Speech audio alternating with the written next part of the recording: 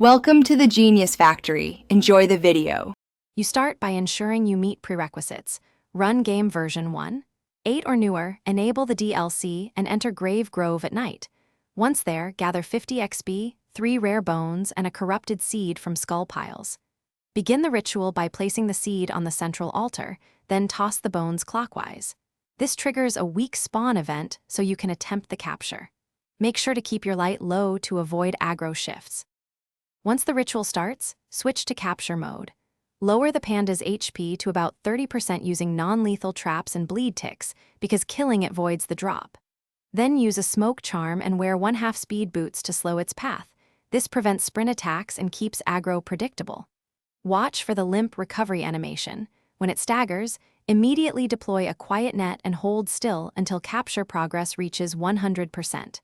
Timing. After you secure the sprite inside the quiet net, finalize the transfer by feeding it 5 rotten bamboo to stabilize its status. Then carry it back to your base altar and use a purge flask to convert it into a tamed zombie panda. This removes hostile tags and preserves unique loot. If the spawn does not appear or capture breaks, reset the encounter, log out, wait 10 minutes, relog, and repeat the altar seed placement. That tip usually fixes desync and spawn issues. Thanks for watching. If you found this helpful, don't forget to like and subscribe.